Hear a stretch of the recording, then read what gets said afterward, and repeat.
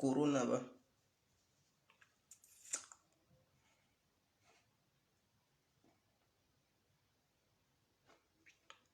J'espère que vous allez très bien.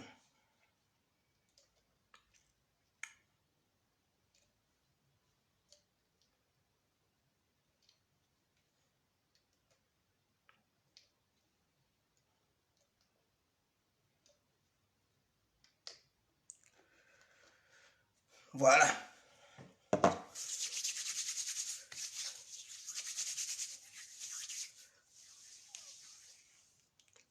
On ne sait jamais. Il faut maintenant... il faut être vigilant. Alors, on va pas tarder, on va commencer. Alors, bonsoir à tous et à toutes. Pour tous ceux qui ne me connaissent pas, je suis l'incontournable guerre complet tout terrain, l'homme dont on parle, qui n'a pas frosé, l'homme qui ne marche pas seulement. Vous pouvez aussi m'appeler devant la ville, l'homme n'est rien, gouverneur italien, dans tes mots, dans l'apélement, laisse-moi mourir 5 plein droit, el padrino, camari de Zou, la Moudia. Alors, nous voilà à nouveau devant cette caméra pour parler de la Côte d'Ivoire et ce qui se passe dans le monde en ce moment. Voilà. Alors, pour tous ceux qui ne savent pas, les Italiens viennent d'annoncer quelque chose. Il paraît que la maladie n'a pas commencé en Chine en fait, cette histoire de corona. Parce que il y a des médecins généralistes italiens qui ont dit ils avaient vu des cas pareils avant que la maladie n'apparaisse en Chine, avant que la Chine n'annonce à l'humanité tout entière qu'il y aurait une pandémie chez eux.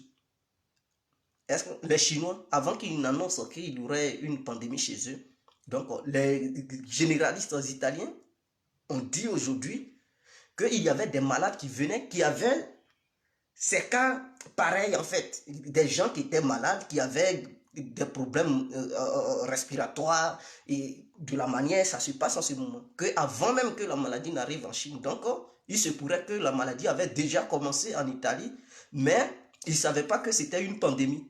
Et vous vous rappelez que en Amérique, ils avaient pris un décret pour dire qu'ils n'ont qu'à interdire la cigarette électronique à un moment donné. Parce qu'ils disaient que la cigarette électronique faisait que les gens n'arrivaient pas à bien respirer. Apparemment, il paraît que c'était le coronavirus qui était à la base de ça. Donc, puisqu'ils ne savaient pas que c'était une pandémie qui était en train de se propager, ils avaient accusé la cigarette électronique. Mais apparemment, c'était le coronavirus qui débutait. Donc, ce fameux virus était déjà parmi nous pendant longtemps en fait. C'était déjà parmi nous pendant longtemps. Et c'est maintenant ça commence à s'exploser partout. Est-ce que vous comprenez? Donc, ce n'est pas un virus qui a débuté en décembre passé, 2000, non. Il y a longtemps, depuis début 2019, il y a longtemps, ce virus existait. Mais ça n'avait pas encore, ça s'était pas encore fait exploser partout pour causer des morts, des dégâts. Donc, c'est maintenant, ça commence à se manifester réellement.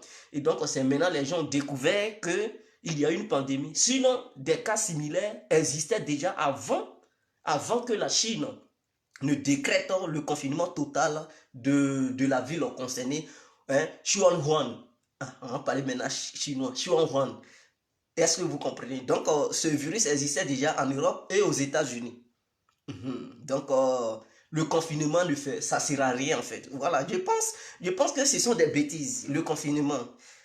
Et je pense, pour moi, quand je regarde la tendance, quand je regarde de la manière ça se passe, je me dis que c'est une maladie dont le virus se trouve dans l'atmosphère, se trouve dans l'air. Et que les scientifiques n'ont pas encore eu à découvrir. Ils ne savent pas où se trouve réellement le virus. Donc, eux, ils pensent que le virus se transmet d'humain à humain. Mais quand moi je regarde, je dis non, le virus ne se transmet pas d'humain à humain. Parce qu'il y a des gens qui sont même seuls dans leurs cellules en prison, mais le virus, on les trouve là-bas. Sans que les vigiles qui surveillent les prisons ne soient infectés. Mais comment se fait-il que quelqu'un qui est emprisonné, il est quelque part, le vigile lui-même qui lui apporte de quoi manger et tout, il n'est pas infecté, mais le prisonnier en question, il est infecté. Et comment vous expliquer cela? Il y a tellement de choses, il y a des pays qui avaient fermé leurs frontières, mais quand même le virus va là-bas. Il y a des gens, puisqu'ils ont peur, ils se sont enfermés chez eux, mais le virus les trouve là-bas, ça les tue. Et d'autres découvrent qu'il y a des gens qui sont morts chez eux à domicile. Pourquoi? Mais le virus, on les trouve là-bas, ça les tue, sans que ces gens-là ne soient en contact avec les gens qui sont à l'extérieur. Donc, comment se fait-il que ce virus trouve les gens étant même cachés dans des bunkers, ça les trouve là-bas, ça les tue? Ça y est où? Je pense que ce virus se trouve dans l'air et quand tu respires, ça infecte ton poumon. Parce que l'air, quand tu respires, l'air va dans le poumon. Tu aspires l'air et tu respires l'air. Donc, ça va dans le poumon. Et donc, si le virus est mélangé avec l'air, mais vous comprenez le dégât que ça va faire. Que tu sois confiné ou pas, mon frère, il aura problème. Mais je pense aussi que le confinement, pourquoi puisque c'est un truc qui passe dans l'air. Donc, si toi tu es infecté et que l'autre n'est pas infecté, et que vous vous croisez, le fait de respirer devant lui, le fait de respirer, mais, puisque ça est dans l'air, mais il va aussi choper le virus. Le fait d'éternuer parmi les gens, mais si tes poumons sont déjà infectés et que tu éternues devant les gens, mais ça va aussi infecter les gens. Donc peut-être c'est pour ça qu'il parle du confinement. Sinon, je pense que le confinement, c'est pas ça qui va empêcher le virus. Vous comprenez l'Italie, confinement, ils ont pris des mesures radicales, tout, mais ça ne fait rien à ce fameux virus. Ça tue seulement. Hier en Espagne, il y a eu 700 morts. Est-ce que vous comprenez? En Italie, hier, il y a eu au moins 600 morts encore. C'est-à-dire, souvent, ça descend à 600, souvent, ça monte, ça devient 700, souvent 800. Et c'est comme ça chaque jour. En France, hier, il y a eu 300 morts. Donc, ça commence à monter. En Suisse, ça a fait son apparition en Suisse. Au Royaume-Uni, ça a fait sa apparition. Aux États-Unis, là, maintenant, c'est la panique totale. Ça a commencé à frapper les villes. Et en Espagne, là même, ça pleure. Les Espagnols pleurent, ils ne savent plus quoi faire. Parce que hier, seulement la journée d'hier, il y a eu 700 morts. Donc, c'est la pagaille totale. Maintenant, en Afrique, Dieu merci, je pense que Dieu est avec le peuple africain qui, depuis à l'heure actuelle, je ne pense pas qu'il y ait eu au moins 100 morts. Non, il n'y a pas encore eu 100 morts, même 50 morts, ça n'existe pas sur le territoire africain parce que les Africains, ils croient en Dieu. Ah oui, ils croient en Dieu. Parce que les gens disent, oh, les églises poussent partout, les mosquées poussent. Mais voilà la différence. Où ça pousse partout, mes frères, voici un échantillon de Dieu, mais c'est mou. Ceux qui ne prient pas, qui ne croient pas en Dieu, qui essaient de minimiser Dieu et tout, mais aujourd'hui c'est mou. C'est mou. Eux-mêmes, ils ne comprennent pas. Les scientifiques les plus renommés du monde, de l'humanité tout entière, font des recherches, mais ils ne savent pas. Ils ne savent pas quel est ce virus qui frappe là où ça veut, quand ça veut, et au moment où ça veut. Et eux-mêmes, ils sont paniqués. En tant que scientifiques, ils ont peur. Les présidents ont peur. À tout camp, les élites ont peur. On dit des gens, ils ont fait un documentaire, des gens ont commencé à fuir. Ils payent des bunkers pour... Ceux qui ont l'argent, ils payent des bunkers sur des îles, sur des coins isolés. Ils construisent des maisons dans des endroits isolés, dans des bunkers, et puis ils fuient, ils s'en vont là-bas. Parce qu'ils ont peur d'attraper le virus. Ça ne connaît pas l'histoire de bunker. Que tu sois dans ton bunker isolé ou en plein milieu du désert, coronavirus veut te frapper, ça te frappe. Ce n'est pas le contact humain, c'est un truc qui est dans l'atmosphère.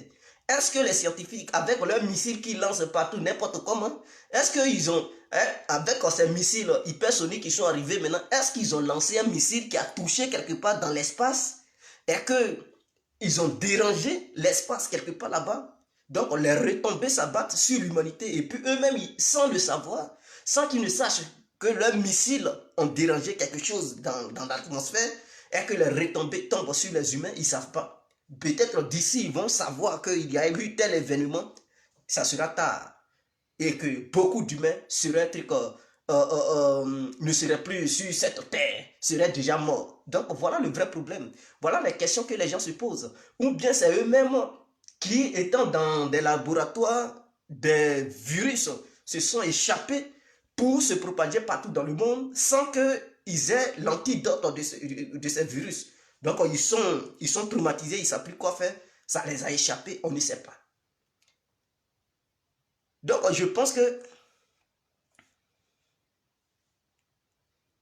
Lyon de Paris, c'est quel Français qui a envoyé ça? Vous pensez que Français va envoyer virus, sachant bel et bien que toutes les autres puissances vont savoir que la France envoie un virus pour tuer leur population et puis la France ne va pas subir les conséquences? Vous pensez que Donald Trump, sa bouche, ça se ferme? Si c'est la France, il y a longtemps, il va dénoncer la France. Lui, il ne tarde pas à tweeter. Les services secrets américains allaient lui dire, il allait tweeter, il allait sanctionner la France immédiatement. Vous pensez que les Américains qui meurent là, ils sont contents? Si la France a amené un virus, ils vont rester là pour dire, bon, Français, vous pensez que les Américains vont accepter cela? Vous pensez que les Chinois vont accepter que les Français aillent tuer les Chinois là-bas? Les Russes vont accepter, Poutine va rester, et puis la France va tuer le peuple russe avec un coronavirus. Vous rigolez, hein? Vous pensez que la France va envoyer un virus, ça va attaquer Angela Merkel, Boris Johnson et des grandes personnalités de ce monde. Et puis, ils vont dire aux Français, ils vont applaudir. Vous rigolez. C'est n'importe quoi. Tout ce que vous voyez sur les réseaux sociaux, on dit non, il y a une institut française qui, je dis institut catholique, non, institut catholique, oui, en France, qui serait à la base de la création de ce fameux virus. Il y a aussi des vidéos anglaises où on dit non, ce sont les Américains qui ont créé, d'autres disent ce sont les Français, d'autres disent les Chinois, les trucs. Voilà, les Italiens aujourd'hui ils disent que non, le virus existait déjà en Italie. Et que avant même que la Chine ne décrète le confinement total, avant, ça veut dire il y a de cela au moins 7 mois en arrière, les généralistes, les médecins généralistes ont dit ils ont découvert des cas comme ça. Il y avait des gens qui étaient malades, les symptômes et tout, et ils voyaient que c'était bizarre. Ils n'avaient jamais vu ça, mais ils ne pouvaient pas dire c'est une pandémie, puisque c'était la première fois qu'ils voyaient ça. Et d'autres étaient déjà morts, d'autres avaient pu guérir. Donc c'est maintenant ils viennent de dévoiler cela. Donc la maladie, ce que les gens disent, ça n'a pas réellement commencé en Chine. Ça a commencé en Europe.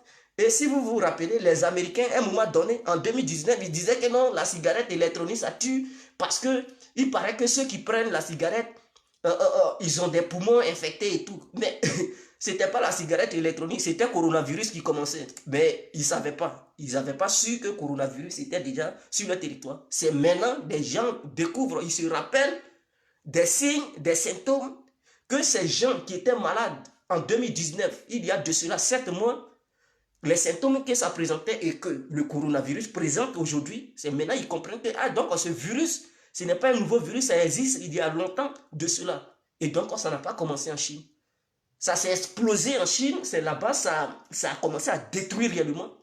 C'est là les Chinois ont dit confinement total. Mais avant ça, tout le monde, ce virus s'était déjà propagé au sein des humains. Donc, les confinements, chacun était déjà porteur de ce virus. Des gens portent déjà le virus et puis on les confine quelque part. Seulement, d'autres sont résistants et d'autres ne le sont pas. Donc, ceux qui ne sont pas résistants, automatiquement, ils tombent malades et ils n'arrivent pas à se relever de cette maladie et ils meurent. Ceux qui sont résistants, ils ne tombent pas malades. Et il y a d'autres, ils sont un peu résistants, moins résistants. Ils tombent malades et après, ils retrouvent la guérison. Donc voilà un peu le problème. Voilà un peu le problème. Maintenant, allons-y en Côte d'Ivoire parce que j'ai vu des vidéos où les policiers ivoiriens, ils commencent à déconner. Draman, qu'est-ce qu'il fait les Ivoiriens? Est-ce que je n'avais pas fait une vidéo pour alerter le gouvernement ivoirien? J'ai dit cette histoire de couvre-feu, c'est-à-dire le confinement, ici on dit confinement, en Côte d'Ivoire on dit couvre-feu. Mais d'ailleurs, je ne sais pas, quand on dit couvre-feu là, c'est qu'il y a des heures où on peut se balader et des heures où on reste à la maison. C'est ça qu'on appelle couvre-feu total. Couvre-feu là, c'est pas tous les jours on est enfermé dans des maisons. Quand on dit couvre-feu, on peut dire bon, couvre-feu de 18h à 6h. C'est-à-dire à partir de 18h, personne ne peut être dans les rues. Donc à 6h, vous pouvez sortir jusqu'à 17h, tout le monde rentre. C'est ça qu'on appelle couvre-feu. Ou bien les heures peuvent varier. Donc si c'est couvre-feu et que les autres heures, les gens peuvent se balader, c'est que ça ne sera rien de décréter un couvre-feu parce que le petit temps que les gens vont avoir pour se balader, ils peuvent se contaminer. Ils peuvent se contaminer. Et nos marchés en Côte d'Ivoire ne sont pas pareils que les marchés européens. Ce n'est pas comme les supermarchés où tout est en ordre. Hein? Tu ne peux pas dire, bon, les bus sont à la disposition de la population et qu'il ne faut pas, les gens vont se coller dans les bus. En Côte d'Ivoire, tu ne peux rien, tu peux jamais conseiller ça aux gens parce qu'on sait comment les bus sont bourrés d'humains. Donc, on ne peut pas décréter un couvre-feu. Une certaine heure, et après, ils vont dire, bon, sortez, vous allez faire des achats, ils vont se... Est-ce que noir, il peut voir son frère noir sans lui serrer les mains, sans... Non, c'est n'importe quoi ça. Est-ce que vous comprenez? Donc, voici un peu le problème. Mais ce qui m'a frappé, les vidéos que j'ai vues, les policiers qui font danser, enfants des gens dans les rues, qui les chicotent, qui les fouettent, sous prétexte qu'ils n'ont pas respecté le couvre-feu. Mais est-ce que le gouvernement ivoirien s'en rend compte de ce que la police est en train de faire, de cette barbarie, de cette chiennerie, les actes inhumains? Mais c'est ça la dictature. Ouattara doit se revoir. Parce que appliquer de telles méthodes sur la population, c'est inadmissible, inacceptable. C'est ce qu'on appelle la dictature. La dictature. Fouetter les gens, pourquoi? Mettre les gens en genoux, les faire pomper, les humilier, parents des gens, enfants des gens. Mais c'est ce qu'on vous avait dit. Est-ce que Ouattara a créé des logements sociaux pour tous les Ivoiriens? Ça, c'est la première question que je pose. Vous, policiers qui humiliez les gens, vous qui tabassez enfants des gens dans les rues, est-ce que le gouvernement ivoirien, le président Dramane Ouattara, a-t-il créé chaque maison pour chaque Ivoirien? Question. Je pense que non. Tous les Ivoiriens, il y a d'autres qui ont des maisons, il y a d'autres qui n'ont pas de maison. Nous le savons bel et bien en Côte d'Ivoire, il y a des enfants de rue. Quand on dit enfants de rue, ce sont des enfants qui soit ont fui leurs parents parce qu'ils sont maltraités chez leurs propres parents, soit leurs parents sont morts et les tantes, les oncles, les frères et tous les maltraitent, ils ont fui, ils se sont retrouvés dans les rues, ou soit des enfants qui n'ont pas de papa, qui n'ont pas de maman, qui ne connaissent plus leur famille, qui les ont laissés et qui ont grandi dans les rues. Soit par rapport à leur comportement, leur propre famille les ont chassés et ils se sont retrouvés dans les rues. Donc, ils deviennent enfants de rue. Mais un enfant de rue, c'est un enfant qui n'a plus de famille, qui est livré à lui-même. C'est lui-même qui lutte pour survivre. Il doit travailler, il doit tout faire pour pouvoir se nourrir. Il ne compte plus sur quelqu'un. Donc, ça fait des années qu'il se retrouve dans les rues. Mais de tels enfants, ou bien de telles personnes qui sont dans les rues, on dit confinement total, allez-y dans les maisons. Ils vont avoir quelle maison pour y aller? Voilà la question. Donc, si c'est Ahmed Bakayoko qui vous envoie de mater les gens, bien si c'est Dramane qui vous envoie de mater les gens, demandez à Ahmed Bakayoko et à Dramane, à Alassane Ouattara, que vous nous avez donné de l'ordre de faire respecter le confinement ou bien le couvre-feu qui a été décrété par le gouvernement. Mais monsieur le président ou monsieur le ministre de la Défense, il y a une question que vous oubliez. Comment nous comporter envers les personnes qui n'ont pas d'abri? Et le ministre de la Défense, Ahmed Bakayoko, vous dira quoi faire.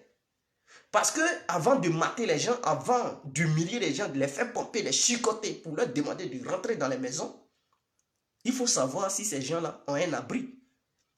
Au cas où la personne a une maison ou a une famille où habiter et que cette personne défie l'État, ne veut pas respecter ce que l'État, le moratoire de l'État, en ce moment-là, la police peut riposter pour fouetter ces gens-là, pour leur demander de respecter cela. Puisque si on sanctionne la personne n'aura rien à payer. Il n'y a pas d'adresse pour dire, bon, tant que tu ne payes pas, non, c'est pas comme l'Europe. Donc la seule solution, c'est de les fouetter. Ça, je n'en disconviens pas. Mais ceux qui n'ont pas d'abri, ils font comment? Ils n'ont qu'à aller dans la maison, ils n'ont qu'à pousser, casser les maisons des gens pour rentrer là-bas. Ils vont les traiter de voleurs et encore se retrouver à la maca? Non. L'État devrait prendre une décision urgente pour essayer de mettre ces gens, un bâtiment à la disposition de ces gens sans abri. Donc, et leur donner l'adresse. Tous ceux qui n'ont pas d'abri, allez-y dans tel endroit, il y a un bâtiment pour vous qui est à votre disposition. L'État va déployer des gens, des jeunes filles, pour aller préparer pour ces gens-là, leur venir en aide, jusqu'à ce que cette fameuse histoire de coronavirus passe. Si c'est dans un délai de 2 mois, ils seront pris en charge par le gouvernement ivoirien. Si c'est dans un délai d'1 mois, ils seront nourris et pris en charge par le gouvernement ivoirien. Lorsque tout finira, le gouvernement ivoirien va leur demander de sortir et de repartir là où ils étaient. Ou bien si le gouvernement ivoirien, dans ce sens, pour pouvoir les aider, pourra créer quelque chose pour leur permettre de s'intégrer dans la société. Parce que ce sont des personnes non intégrées, des personnes qui sont livrées à elles-mêmes. Est-ce que vous comprenez? Donc voilà les vrais problèmes. Maintenant ces policiers, on dit policiers, ils font des contrôles sans masque. Mais ces gens-là, ils peuvent encore contaminer des gens qui sont dans leur propre véhicule. Un policier qui est contaminé, il ne sait pas. Et puis, ils aiment bien parler dans la narine des gens. Tu vas baisser ton truc, ta vitre. Ils vont te regarder causer avec toi. Mais il y a des gens, quand ils parlent, il y a crachat qui sort de leur bouche. Mais s'il est contaminé, il parle. Et puis, une petite salive sort de sa bouche. Ça tombe sur tes lèvres. Mon frère, tu es contaminé. Le virus, là, ça va rentrer en même temps. Oh, tu n'as pas l'eau sur place. D'ici tu es arrivé à la maison, le virus est déjà dans ta langue, mon frère, dans ta bouche. Tu es déjà infecté. Donc, c'est policiers qui contrôlent sans masque. Comment on peut envoyer les forces de l'ordre sur le terrain pour dire contrôler les passagers et eux-mêmes, ils ne sont pas protégés. Ils vont aussi contaminer les gens. Imaginons, ils ont ramassé une maladie quelque part. Lui-même, il ne sait pas s'il est infecté. En parlant à l'autre, il va l'infecter. Et puis, ça va se propager. Et vous pensez que ce sont des mesures sérieuses que vous avez mis sur pied. Mais non. Les forces de l'ordre devraient se protéger avec des gants et avec des protège-nez et protège-bouche. Je pense. Quand il s'agit de gazer les gens, ils ont des masques. Mais on parle d'une maladie qui tue. Et là, ils n'ont plus de masques. Là, ils ne sont plus protégés. Et vous pensez que là, c'est une garantie. Mais ces forces de l'ordre, ils risquent de propager eux-mêmes la maladie au sein même du peuple ivoirien. Au sein même du peuple ivoirien. Et ils touchent leurs armes, les armes qu'ils touchent. Ils vont aller déposer ça dans les casernes. Un autre va venir, il va toucher cette même arme. Sans faire semblant, il va être aussi infecté. Parce que n'oubliez pas, dans les casernes, ils sont nombreux. Ils sont armés. De la manière, partout, ils mettent leurs mains. Ils prennent papier déjà, ils contrôlent. Mais tu ne sais pas, lui qui a les papiers, là, tu ne sais pas s'il est infecté. Il touche les papiers, tu dis, donne-moi les papiers, je vais voir, tu as pièce. Lui aussi, il prend ce papier-là, il regarde, il te redonne, il est infecté. Il va encore prendre papier de quelqu'un d'autre qui n'est pas infecté. Il va lui arracher ses papiers, il va regarder, il va lui redonner ça. Oh, pourtant, l'autre n'était pas infecté, mais lui, avec les papiers de l'autre qui venait de prendre, il a été infecté. Il va toucher le papier d'un autre, il va infecter ce dernier. Mais ce n'est pas du boulot, ça. C'est n'importe quoi. Au contraire, vous allez propager le virus au sein de la population.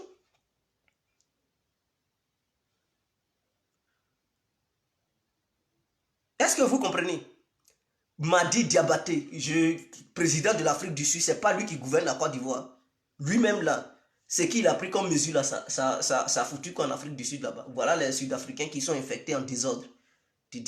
S'il connaît quelqu'un qui prenait les bonnes mesures pour ne pas être infecté, lui, son peuple n'allait pas être infecté. Donc Ouattara, tu dis, il a pris les bonnes mesures. Voilà les Ivoiriens. Ils sont en 92 aujourd'hui, infectés. Et je sais qu'il y a plus que ça. Mais le problème, c'est qu'il n'y a pas de test. On ne peut pas savoir qui est infecté, qui ne l'est pas. Est-ce que vous êtes parti dans le village pour savoir qui est infecté, qui n'est pas infecté? Donc arrêtez vos conneries là. Il a pris des bonnes mesures. Bonnes mesures et puis le nombre augmente. Le nombre de personnes infectées augmente. Je pensais que ça allait diminuer. Mais si ça augmente, c'est qu'il y a un danger. Parce que dans certains pays, c'était 1, 2, 3. Et ça a augmenté, ça a explosé. Donc, quand vous voyez que ça augmente, c'est que Ouattara n'a pas pris les bonnes mesures. C'est clair. Les choses qui augmentent, et puis Ouattara, il a pris les bonnes... Quelle bonne mesure il a pris là? Bonne mesure et puis ça augmente là. Bonne mesure et puis ça augmente. J'ai vu un Ahmed Bakayoko qui présentait les seaux, il a porté des gants, il touche les seaux. Mais est-ce que vous-même, je vais vous démontrer qu'avec les gants, on peut contaminer des choses. Vous pensez que c'est n'importe quoi. Il ne suffit pas de porter les gants et puis dire, bon, toi tu es en sécurité, mais imaginons un Ahmed Bakayoko, le ministre de la Défense. Ils ont montré l'une de ces, on dit, il fait un don et il déclenche, il lance un appel SOS pour aider les gens et tout. Ok, il n'y a pas de souci. C'est un gant qu'il a porté là. Il n'y a pas de souci. Lui-même, il s'est protégé, il a mis un masque. Il vient, il touche des dons qu'ils ont donnés. Il touche les seaux. Bon, imaginons qu'avec ses mains qu'il a, les gants qu'il a portés, il a touché quelque part où quelqu'un était infecté. Et que sur les gants, il y a des microbes. Lui, Ahmed Bakayoko, sur ses gants, imaginons qu'il y a des microbes de coronavirus. Et donc, ces microbes ne peuvent pas atteindre la main d'Ahmed Bakayoko, puisqu'il y a des gants. Mais ces mêmes gants, ces mêmes mains, protégés par des gants, étant infectés par le coronavirus qui plane sur le gant, ou bien sur ces gants, il prend ces mêmes mains-là, étant emballés dans des gants, il touche des seaux. Or, nous savons que bel et bien dans ces seaux-là, ils vont mettre de l'eau pour boire. il touche ces seaux-là. Imaginons, il touche ces mêmes seaux-là. Donc, imaginons qu'il laisse les virus sur ces seaux-là. En retour, ils vont partager ces seaux-là à la population ivoirienne. Donc, le pauvre homme, ou bien la pauvre dame, qui n'a pas aussi les moyens de s'acheter des gants, elle va venir, elle va prendre ses mains pour toucher le seau, elle est contente, toute heureuse. Akakado dit, Akakado, ils m'ont donné cadeau. Elle prend le seau, elle dépose ça, elle va toucher d'autres choses dans la maison. Elle va toucher d'autres choses dans la maison avant de laver ses mains et laver le seau. Mais là où elle a touché avant de laver ses mains et le seau, mon frère, après avoir fini de laver tout ça, elle va retoucher ces mêmes endroits. Elle pense être propre. Hein? Mais quand elle va retoucher ces mêmes endroits qu'elle avait touchés avant de laver ses mains et le seau là, elle sera encore réinfectée. Sans faire attention, elle va mettre sa main dans sa bouche, manger du biscuit ou bien prendre un sachet d'eau, couper ça en train de sucer. Mon frère, voilà coronavirus. Donc, quand les gens ils font ça, quand je regarde, je dis, mais ça c'est des conneries. Parce que ce microbe, si ça veut t'atteindre, ça va t'atteindre. Il y a des gens qui ont porté des gants, ils sont au volant. Mais si le gars est infecté et puis le volant que tu as en main là, tu conduis, mais tu as laissé coronavirus sur le volant. Le levier de vitesse là, quand tu vas toucher, tu vas laisser coronavirus. Hein? Tu vas ouvrir la portière de ta voiture. Tu vas laisser coronavirus. Tu t'en vas sur ta porte. La poignée de ta porte, non seulement tu prends la clé, en étant toujours protégé, les gants sont dans tes mains. Tu vas mettre ta main dans la poche pour prendre la clé. Habit que tu as porté là, tu laisses le microbe sur ça comme ça. Et puis tu prends la clé là dedans. Tu mets ça sur ta porte, tu ouvres, tu prends poignée là, tu tournes. Tout en ayant tes gants. Le gant est dans ta main. Tu ouvres la poignée, tu appuies la poignée, la porte s'ouvre. Tu refermes, tu fermes la clé. Et tant maintenant dedans, tu laves tes mains. Tu laves tes mains. Ok. Et tu oublies cette même clé que tu avais utilisée avec les gants. Tu prends ça maintenant sans porter les gants. Tu mets maintenant ta main, peut-être ton téléphone est dans ta main. Tu mets maintenant cette même main-là, tu mets ça dans la même poche pour récupérer ton téléphone. Mon frère, qu'est-ce que tu as fait là? C'est pas coronavirus, tu viens de... C'est n'importe quoi. Hein? C'est n'importe quoi. Donc, quand c'est comme ça, le coronavirus va s'infecter. C'est-à-dire, ils sont de porter gants. C'est n'importe quoi. C'est n'importe quoi. Ça peut pas. À moins que tu as des trucs, je sais pas, des produits pour désinfecter chaque chose que tu touches. Désinfecter ça, même ton téléphone, ta clé, la poignée de ta porte. Je sais pas. Tout ce que tu touches, tu as quelque chose pour désinfecter. Là, c'est un autre cas. Mais si ce n'est pas le cas, mon frère, tu vas laisser des virus partout avec même des gants ou sans gants. Donc, ça ne sert à rien. La seule solution, quand tu quittes au dehors, il faut désinfecter la poignée de ta porte, ta clé, nettoie le portable et enlève tes habits, mets ça dans la machine à laver. Pour ceux ou celles qui n'ont pas de machine à laver, chauffez l'eau dans une bonne casserole, mettez les vêtements dans un seau, versez l'eau chaude sur ça et mettez du liquide, de la lessive là-dedans, laissez un peu et après lavez. Vous-même, vous prenez un bon bain et puis c'est propre, votre cœur est propre. Vous, voilà, faites ce que vous pouvez faire ensuite. Là, vous vous êtes désinfecté. Est-ce que vous comprenez? Donc, ce qu'ils sont en train de faire en Côte d'Ivoire, c'est n'importe quoi. Les mesures prises ne sont pas fiables. J'ai vu même une photo où les Ivoiriens, ils sont en train de péter les bières. Et ça, on dit couvre-feu. C'est n'importe quoi. Ça ne va rien apporter. Vous allez voir les cas vont... Ce n'est pas mon souhait, mais les cas augmentent. Hier, ils ont dit c'était à combien là? Aujourd'hui, c'est à 92. Vous verrez demain, ils vont dire 120. Après demain, ça va arriver dans les 500. Et c'est dangereux. Mais ce que je tiens à vous dire encore, c'est qu'ils ont dit les frontières sont fermées, mais les frontières ne sont pas fermées. Puisque je connais des Ivoiriens qui hier, ils sont partis en Côte d'Ivoire. Frontière qui est fermée là. Eux, ils ont eu avion ou pour aller en Côte d'Ivoire. Voilà le vrai problème.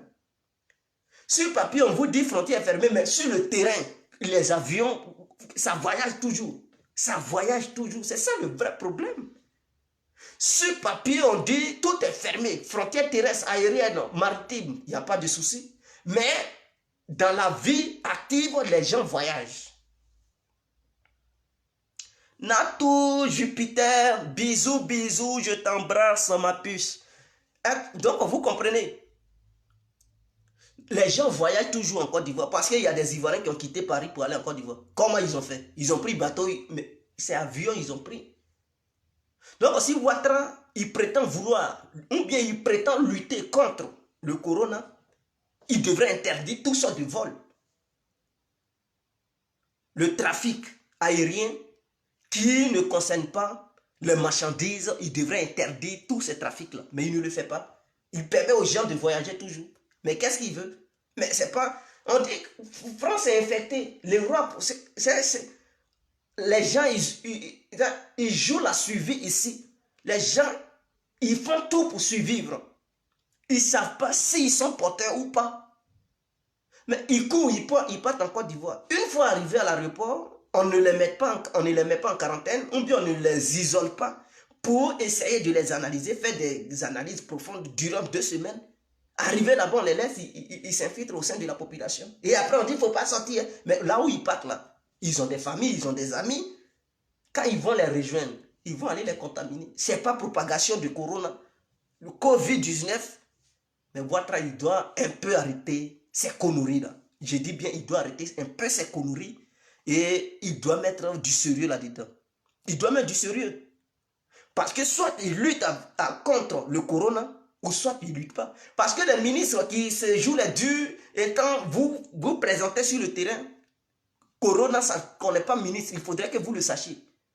Pauvre comme riche, ça frappe tout le monde.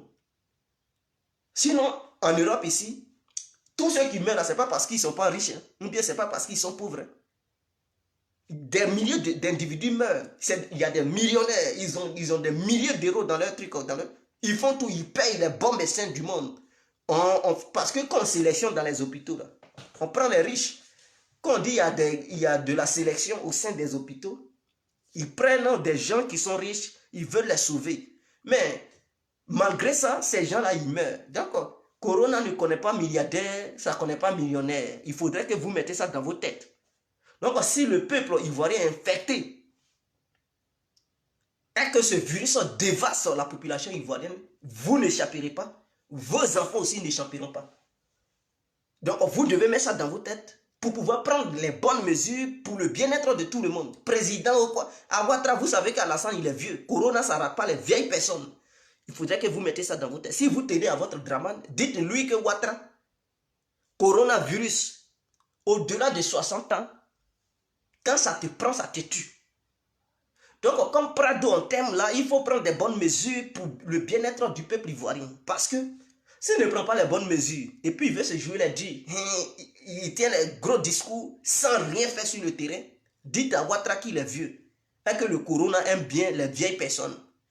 Pour son bien-être au sein de la société ivoirienne, parce que je ne veux pas le mal du peuple ivoirien, j'aimerais qu'il prenne les bonnes décisions.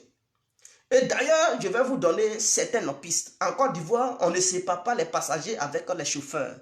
Ça, c'est une erreur fatale. C'est-à-dire, en Côte d'Ivoire, ceux qui sont véhiculés, souvent, ils sont au volant et puis à côté d'eux, côté chauffeur, il y a encore des passagers. Ou bien leur famille, en tout cas, ils prennent leurs amis auprès d'eux. Ça, c'est n'importe quoi. Parce que lui qui est auprès de toi, s'il a corona, le fait de respirer dans tes narines, il va te contaminer. Et donc, ici, comment on fait? Les Européens, comment ils font? Le chauffeur, s'il veut prendre quelqu'un, il le met derrière. Vous devez être 2 personnes. Si tu as une voiture personnelle, dans cette voiture-là, vous devez être 2, pas plus. Vous êtes 3, 4, on vous attrape, il y a une amende. Non seulement vous allez payer 5 000 € parce que vous avez été contre, vous avez enfreint la loi, ou bien les décisions du gouvernement. Ici en Belgique, je ne sais pas comment ça se passe en France, ici en Belgique, ils ne tolèrent pas. Un véhicule, 2 personnes.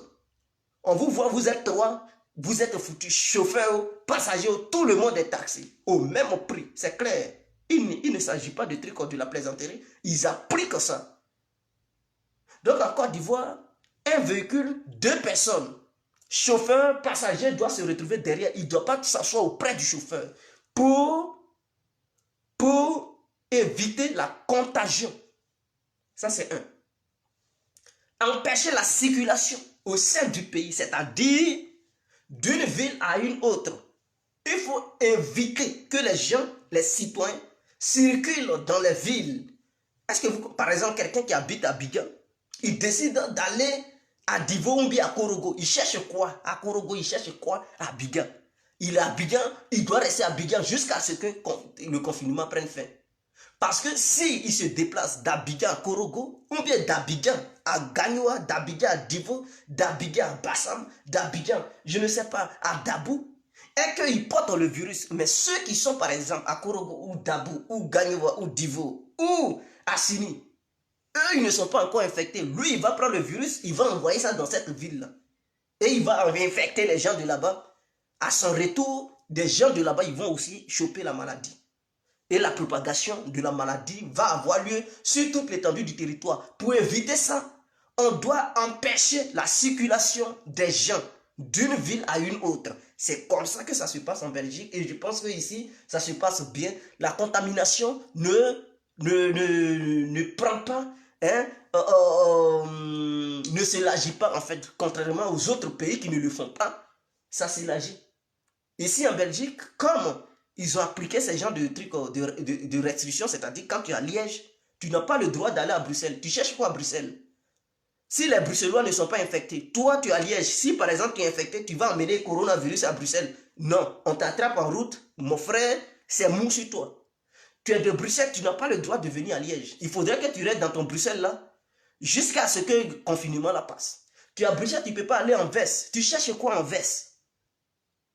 Si les Anversois n'ont pas encore chopé la maladie, tu ne peux pas prendre ça à Bruxelles pour amener ça chez eux. C'est impossible, c'est inadmissible. Donc, imaginons en Côte d'Ivoire, on applique les mêmes règles.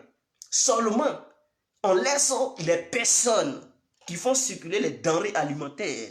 Parce que si les villes ne sont pas alimentées en aliments, c'est un danger pour la population. Donc, qu'est-ce qu'il faut faire?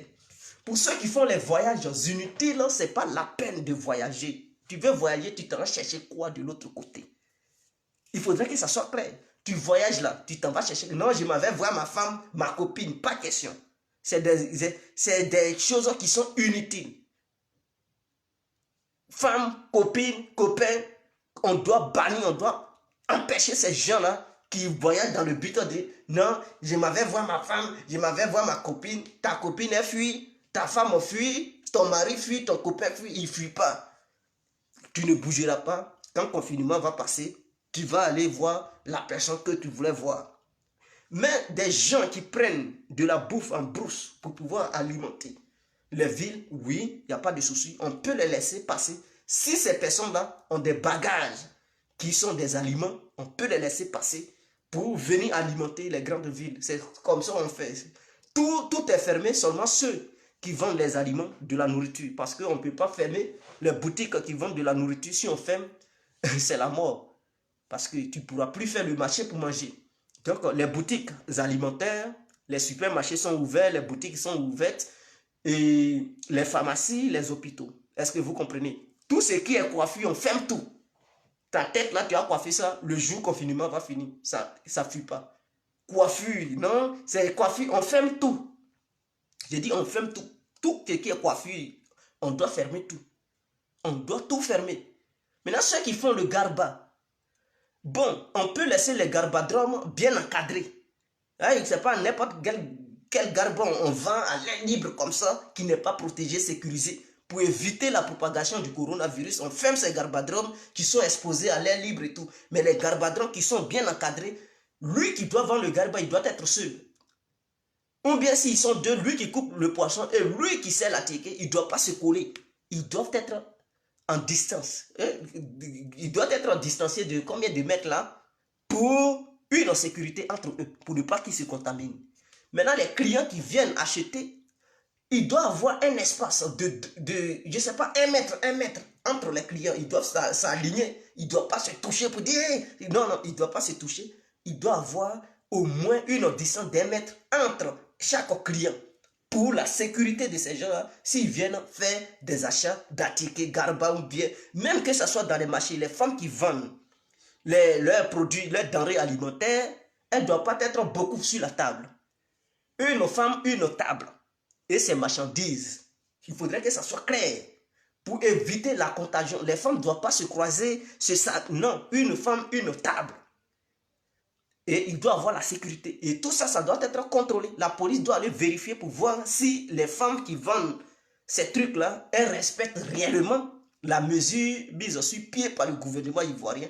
La distance, bel et bien, si, est-ce que les distances sont respectées ou bien la distance est respectée? Si c'est oui, il n'y a pas de souci. Si ce n'est pas respecté, on te sanctionne, tu fermes, tu arranges tes bagailles, tu quittes là, ce jour-là, tu ne vas pas vendre. Et ta sanction, c'est que ce jour-là, tu ne vendras pas. Le jour où tu reviens, le lendemain, il faut respecter cela. Tu ne on te refoule encore à la maison.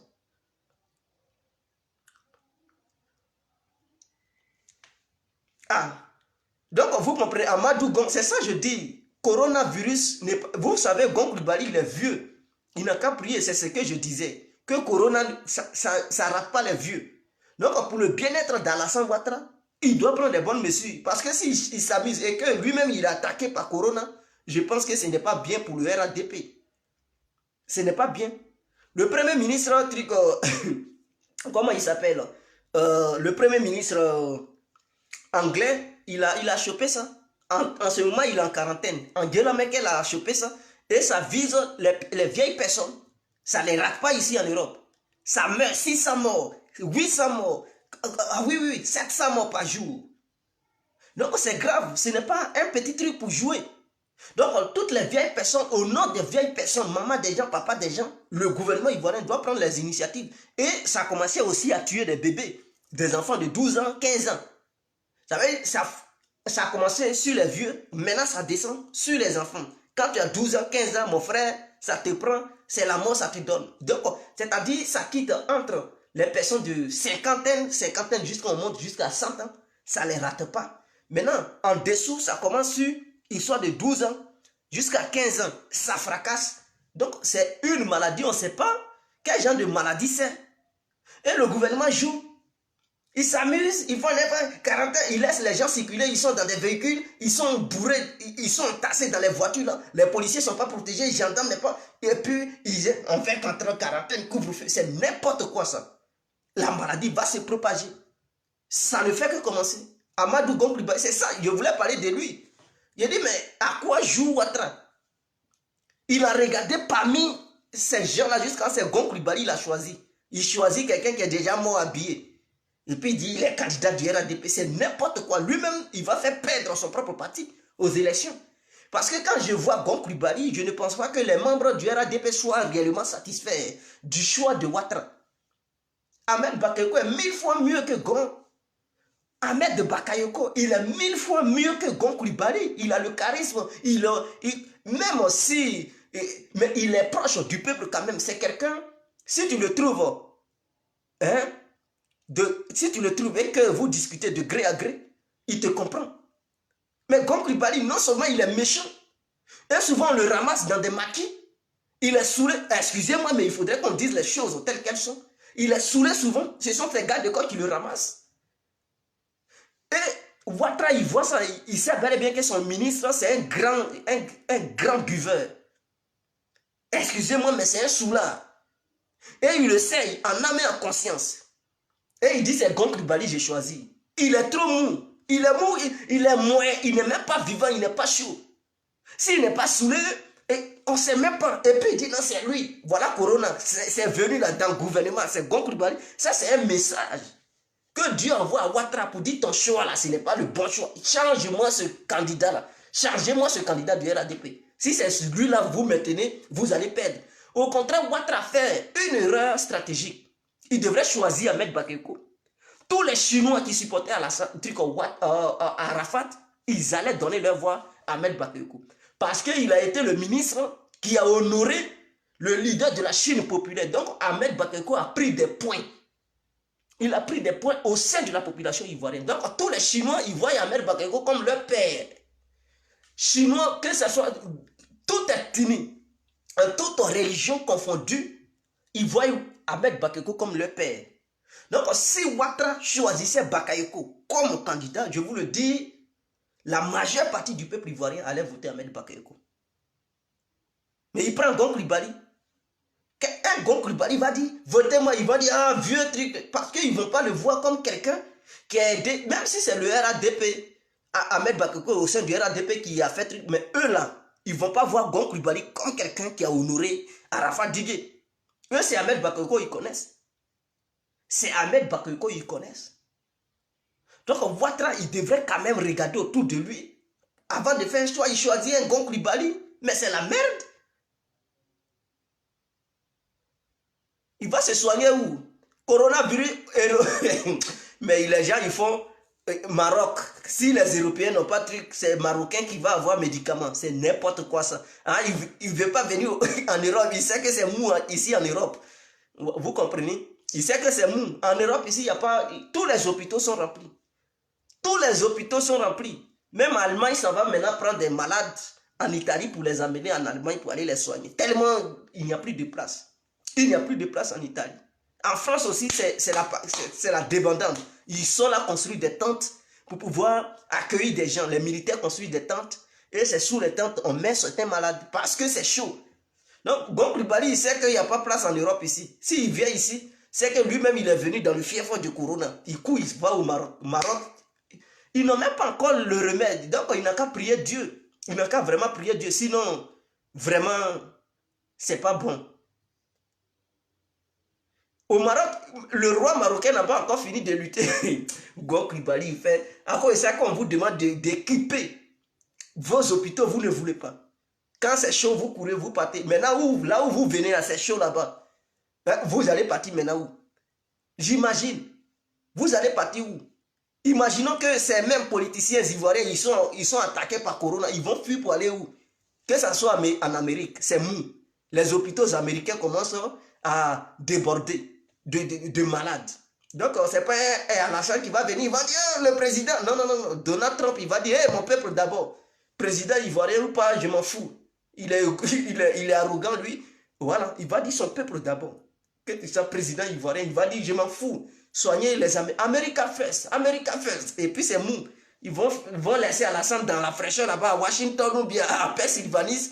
Et puis c'est là qu'il va comprendre qu'il faut équiper les hôpitaux ivoiriens. Il faut bien former les médecins. C'est aujourd'hui qu'il comprend que les médecins sont importants dans une nation. Il fuit, il vient en France. Mais quel hôpital? Ils vont dire les Français d'abord. Parce que tous les hôpitaux sont bondés. Ils vont aller où? En Angleterre, ça commence à s'exploser, c'est mou, ça crie partout. Ils vont aller où? En Suisse, il y a des cas qui commencent, donc c'est mou partout. Voilà pourquoi je leur demande de prendre des vraies précautions. S'ils ne le font pas, c'est eux qui sont vieux. Ils seront attaqués. S'ils sont attaqués, ils vont aller où? Ils vont aller où? Ils seront obligés de souffrir avec les Ivoiriens là-bas. Et coronavirus ne connaît pas. Ça tue comme si on t'avait tranché la gorge. Ça tue mal.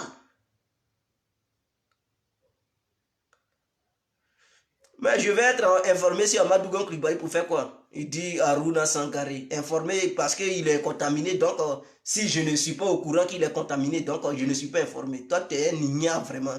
Vraiment, ton nom te ressemble. Donc, vous comprenez. Voilà des ambulances qui crient ici en Belgique. Ici. Il y a certainement, ils sont venus ramasser chez lui. Vous attendez que... Donc ici, c'est ça. On vient ramasser les cadavres à domicile. À cause de ça, quand tu es là un peu, tu appelles ton ami. Ah, mon frère, pour voir s'il décroche. S'il ne décroche plus, c'est qu'il y a danger. Tu l'appelles, il décroche plus, ça sonne, il ne décroche pas, mon frère. Tu appelles un secours pour dire, ah, j'appelle mon ami, depuis là, il ne décroche pas. Allez-y, vois chez lui. Tu donnes son adresse. La police va aller là-bas pour vérifier s'il est vivant. C'est comme ça que ça se passe maintenant. Donc, chers Africains, chers immigrés, vous qui êtes dans les pays maghrébins, vous qui rêvez de traverser, ne traversez pas d'abord. C'est chaud ici. Si tu traverses, c'est que toi-même, tu as voulu ta mort. Si la mer t'a pas tué coronavirus, t'attends. Donc, évitez de traverser. Cachez-vous et essayez de prendre vos distances. Ne vous collez pas trop là-bas pour dire on est dans des pays maghrébins, donc on s'en fout. Non. Pays maghrébin ou pas, coronavirus, ne connaît pas arabe, ça ne connaît pas noir, ça ne connaît pas blanc, ça ne connaît pas chinois, russe, américain. Ça frappe là où ça veut, comment ça veut. Et au moment où ça veut. Donc, pour éviter cela, vous qui dormez dans des foyers, prenez vos distances. Il ne faut pas vouloir que l'autre te touche trop. Il vient te dire, distance, mettez au moins 1 mètre entre vous. Ne vous touchez pas trop.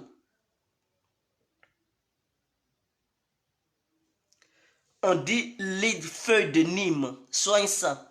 Bon, je ne sais pas si ça soigne ça, mais je pense que Indigène peut soigner ça parce qu'en Afrique, je sais que indigène peut soigner. Peut-être le coronavirus a déjà vu le jour dans un village qui a été soigné par des feuilles, par des praticiens sans qu'ils ne le sachent que c'est le corona.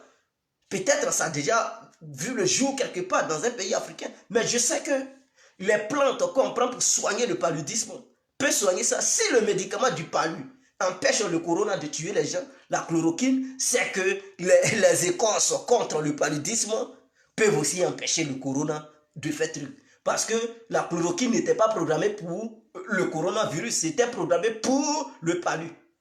Donc, si ce fameux médicament appelé chloroquine nivaquine, au pays qu'on appelle nivaquine, les petits comprimés très amers, si ça empêche le corona de se développer dès le début, quand tu remarques que ce sont les symptômes du corona, et puis tu prends la nivaquine, qu'on appelle la chloroquine, si tu prends ça, ça empêche le virus de te tuer. Ok. Donc aujourd'hui, on ne vend pas ça n'importe comment. Ce sont maintenant, ça se trouve dans des endroits spécifiques. Ce sont les riches qui ont ça. Voilà. Parce que ce n'est pas à la disposition du peuple. On ne met pas ça dans les pharmacies. Donc c'est dur. Si tu tombes malade, tu vas trouver chloroquine où? C'est difficile pour avoir ça. Voilà, ça est dans des mains de certains groupes d'individus. Ce n'est pas à la disposition du peuple totalement. Puisqu'ils ont interdit de vendre ça dans les pharmacies. Voilà le vrai problème. Voilà pourquoi des gens meurent en désordre. Parce que quand il va voir ton médecin pour lui demander de te prescrire ça, il dit non, non, non, le gouvernement n'a pas autorisé. Oh, ces mêmes médecins-là, ils ont ça chez eux à la maison. Chloroquine, ils ont ça, ils ont Nivaquine. Mais ils ne veulent pas vendre ça au grand jour. Et donc, c'est ça qui accompagne la mort des gens. Et puisque cette Nivaquine n'est plus en Afrique, ça n'arrive plus là-bas, ça a été bloqué. Qu'est-ce qu'il faut faire? Mon frère, tu es malade du corona, prends des écorces très amères. Je dis, tout ce qui est amer, tu fais bouillir, tu bois, tu te purges. Mon frère, ça va aller. Si le médicament de palu empêche cela, c'est que écorce anti-palu en Afrique peut aussi empêcher le corona. Est-ce que vous comprenez? Donc, si vous avez corona, ne pensez pas que c'est à l'hôpital. Non, non, dans les hôpitaux, les médecins même, ils n'arrivent pas à soigner. C'est difficile. Tu vas à l'hôpital, ils vont te regarder, tu vas mourir. Ils regardent entre vous les malades, on dit, mais lui là, il a déjà trop atteint. Il te laisse, tu agonises, et dit, bon, on ne peut plus le sauver. Et puis, ils traitent ceux dont leurs cas ne sont pas assez. Et toi, tu vas agoniser là. Ta famille va venir, on dit, non, il ne faut pas, ta famille va te toucher. Et tu es livré à toi seul parce que par peur que tu contamines les gens, tu souffres toi seul, tu es soufflé, tu es étouffé et on te laisse, tu agonises, tu pleures comme si tu n'avais personne. Ici en Iran, c'est comme ça mon frère. Ta famille, elle ne peut rien faire. Ils te regardent en distance, comme si tu n'avais jamais existé dans ta famille. Tu pleures, tu agonises toi seul jusqu'à quand tu meurs. Quand tu meurs, on ne laisse pas ta famille te toucher. On dit non, il ne faut pas contaminer. On te prend. Sans que ta famille ne te touche, on ne fait pas funérailles. C'est eux-mêmes qui s'en vont. Soit ils te brûlent, ils brûlent ton corps. On appelle ça l'incinération. Il y a un gros feu dans un truc, on te met dedans. Et puis tu brûles. On prend sang là, on met ça dans un petit truc, on donne à ta famille. On dit, bon, allez-y, faites deuil à la maison. Vous avez, c'est comme ça. Les morts sont assez. Et si on les laisse faire des deuils, des funérailles et tout, ça va contaminer d'autres. Ou soit devant ta famille, on te prend. On dit, hey, ne venez pas au cimetière, c'est dangereux. Et puis vous restez loin. C'est eux-mêmes qui enterrent votre membre de famille. Quelqu'un que tu as aimé, dont tu as vécu avec lui. Il meurt. Il est malade, tu ne peux pas le toucher. Il meurt, tu ne peux pas le toucher. On s'en va à la terre, tu ne peux rien faire. Et ça fait mal. Des gens, ils pètent les plombs. Ils n'arrivent plus à tenir. Ils pleurent. Mais c'est ça. C'est ça le corona. Donc en Afrique, est-ce que l'Africain peut accepter que son père, ou bien son frère, sa soeur, sa mère meurt, ou bien son fils, ou sa fille meurt, et puis on lui dit, oh, faut t'éloigner. Mais il va voir ça comme un scandale. Il ne faut pas faire funérailles. Derrière toi, non, tu vas vouloir toucher le corps. Pour faire freaking, taper là-bas, en touchant le corps, toi-même tu t'infectes, tu infectes d'autres qui vont encore mourir. Donc, voilà le danger. C'est très grave, mes frères. C'est grave. Donc, évitez. Écoutez, ami, c'est mon ami. Non, non, vous qui demandez cigarette. L'autre a cigarette, j'ai envie de fumer. À cause de fumer, tu deviens fou. Il y a des gens, quand ils ne fument pas, on dirait qu'ils sont malades. On dit, il y a corona. L'autre, il fume, il dit, il faut fumer, tu vas me donner. Il prend aussi, il met ça sur... Mais il a mis ça sur sa bouche. Salive est resté. c'est infecté. Toi aussi, tu prends, vous qui partez dans les trucs pour boire, pour fumer chicha là, et arrêtez ça. J'ai envie de fumer chicha. Et les jeunes filles de maintenant, tu les vois, je m'avais fumé chicha chez Hassan. Tu t'en cherché quoi chez on t'a dit Hassan, le coronavirus n'arrive pas là-bas. Quand tu vas souffrir seul, en train d'agoniser, mourir, Hassan ne viendra pas à ton secours. Ta famille te regardera.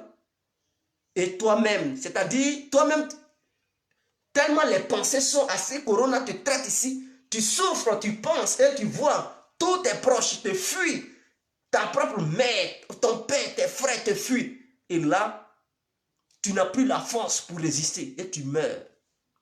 Tu meurs froidement. Tu meurs étant humilié 2 fois. Ils vont t'enterrer sans que ta famille ne te touche, sans qu'on fasse ta veille, sans que... Écoutez, c'est pas facile. À cause de chicha, des jeunes filles, c'est-à-dire, tu les vois, elles se plaquent à dire, je m'avais fumé, tu t'en vas fumer quoi? On dit c'est dangereux, c'est chicha, tout le monde met sur sa bouche. Bou, bou, bou. C'est ça, toi aussi, tu prends. Tu mets ça sur ta bouche, tu ne sais même pas qui a pris ça pour mettre ça sur sa langue ou bien sur ses lèvres, toi aussi tu prends. Parce que tu es heureuse. Mais est-ce que c'est normal? Je ne comprends pas. Il y a des gens, ton ami fume, faut me donner une tape, donne-moi un crack. Ils appellent ça crack, donne-moi un crack. Il prend ça et puis il prend ses doigts là, il tape ça. Et puis, quand je regarde ça, je dis, mais ceux-là, est-ce qu'ils sont sérieux? Il y a d'autres, l'autre a un paquet de cigarettes. Ah, mon frère, il faut me donner. Lui aussi, il prend, il met sa main, il prend la cigarette, il lui donne. Mais si il a corona, sa main infectée, il prend la cigarette là, il te donne. Toi aussi, tu prends tes mains sur ta bouche. C'est pas corona, tu cherches là, mon frère. Faut plus demander un mégot. Ne demande plus cigarette à quelqu'un. Tu veux payer? Va dans la boutique, paye. Mais aussi, comme c'est une maladie pulmonaire, c'est-à-dire le poumon, hein, c'est un moteur. Le cœur est un moteur de sang. Le poumon est un moteur d'air. C'est le poumon, c'est comme chambre à air qui permet à la roue d'un véhicule de bien rouler sur la route. Donc, le poumon est comme une chambre à air qui se trouve dans ta poitrine, qui te permet de respirer. Donc, cette maladie, c'est ça, ça attaque. Ça va déchirer cette chambre à air, c'est-à-dire la chambre dans laquelle se trouve l'air quand tu respires. Et puis ça va dans ton organisme, là où l'air se trouve, ce virus, lui, il attaque ça. Il déchire ce poumon-là, il perce ce poumon, et quand le poumon est déchiré, tu ne peux plus. Parce que l'air sort de partout dans ton corps là-bas. Oh, c'est anormal que l'air sorte partout dans ton corps. Donc, du coup, ça te donne la mort. Donc, pour éviter, puisque la fumée fatigue les poumons, tu as fumé, ça te fatigue les poumons. Corona va venir s'ajouter, ton poumon est déjà fatigué. Le virus rentre là-dedans, tu ne peux plus bien résister. Or, si tu ne fumes pas, et que Corona t'infecte, tu peux résister, tu peux te faire soigner par des plantes. Anti-diopadio, je dis bien, les plantes anti, il faut prendre fleur marguerite, c'est bien amer, c'est plus amer que chloroquine, c'est plus amer que nivaquine. Fleur marguerite, tu prends,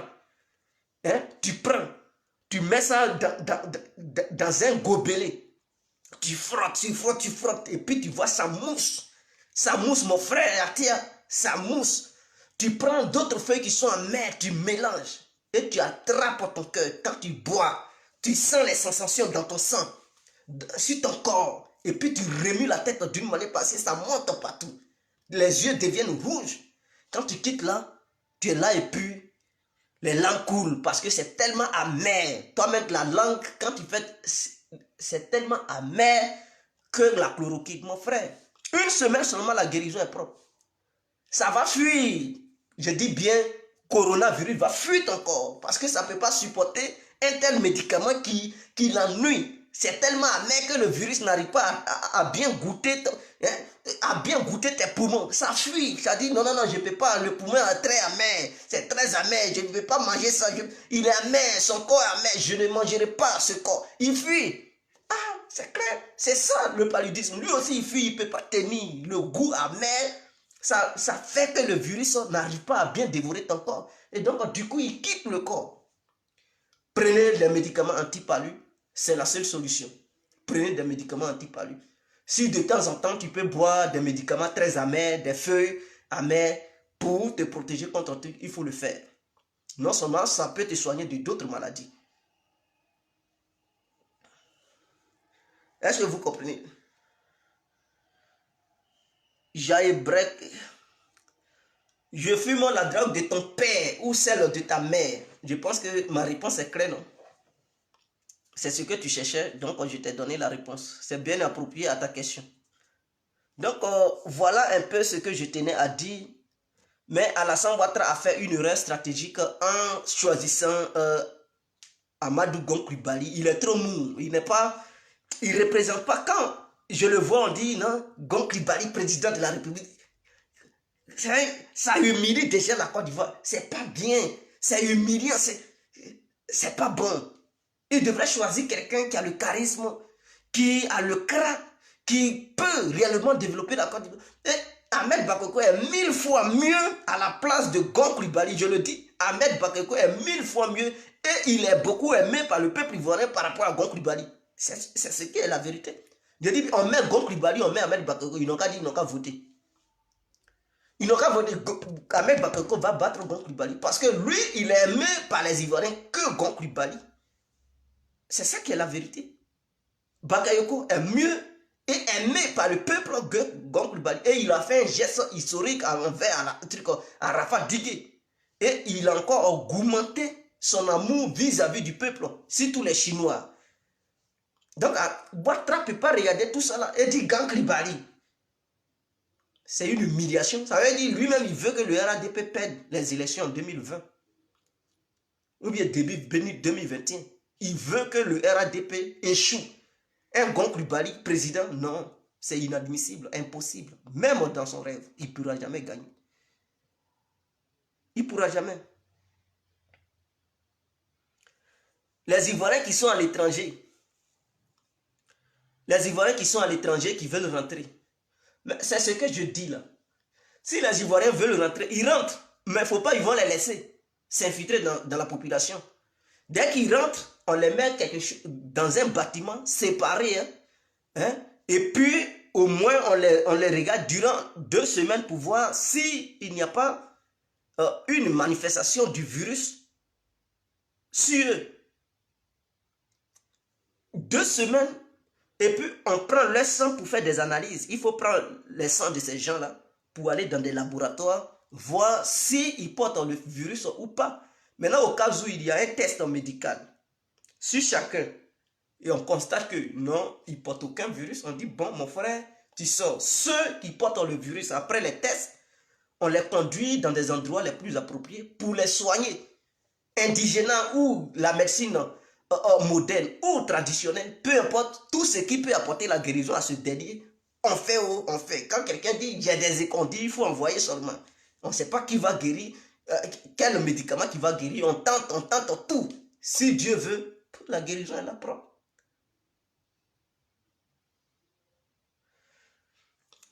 François Pompidou, Gon Coulibaly, non, il n'est pas présidentiable.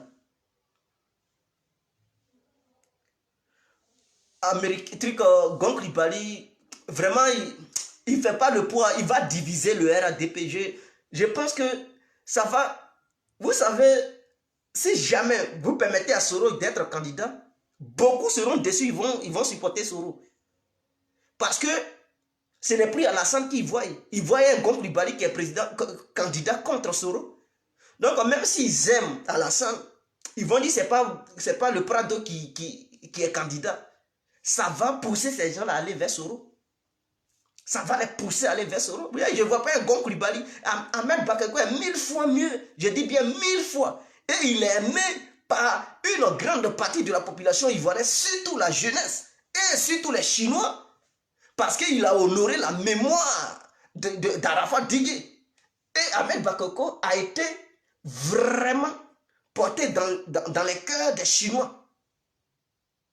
Ils prennent un Gon Coulibaly là, il est trop... Non mais je ne comprends pas. Qui a conseillé à Alassane? Ou bien il a fait ce choix par rapport à son amitié intime avec ce Gon Coulibaly. Mais non, il doit savoir que c'est un parti politique qui est en jeu. Quel que soit ce que Gon Coulibaly a fait, il doit comprendre que c'est un parti politique. Mais il ne faut pas présenter n'importe qui. Il ne faut pas présenter n'importe qui. Quelqu'un, il y a une petite maladie, il est atteint. Il y a une petite maladie, il est atteint. Maintenant, c'est coronavirus, lui aussi, il est atteint. C'est un homme comme ça que tu présentes aux gens. Quelqu'un qui tombe souvent parce qu'il se saoule. Souvent, il marche, il humilie les gens. Vous voulez un président saoulard au sommet de l'État ivoirien? C'est ce que Ouattara il veut. Mais non, les Ivoiriens ne peuvent pas accepter de se faire humilier. Il va aller représenter la Côte d'Ivoire partout dans le monde. Et étant en pleine réunion, il va se lever, il va dandiner, boum, il va tomber, on dit le président ivoirien est tombé. Vous pensez que c'est normal? Nous ne pouvons pas accepter de tels individus. Mettez des gens capables de tenir le coup. Ah oui, de représenter la Côte d'Ivoire dignement partout dans le monde sans humilier cette Côte d'Ivoire devant l'humanité entière, tout entière. Il présente un Gon Coulibaly qui souvent il vient en Europe, il boit, pour se lever, il est obligé. Mais non, c'est ce que Bédi avait fait. Il était président, il buvait. Et il humiliait la Côte d'Ivoire. Même pour tenir un discours, tellement il est saoulé, il ne voit plus clair. Et puis il humiliait la Côte d'Ivoire. C'est ce que... Il n'a pas encore fini de boire Diapalo, c'est nouveau. Et c'est lui, vous voulez imposer aux Ivoiriens comme candidat, président, candidat. Mais c'est n'importe quoi.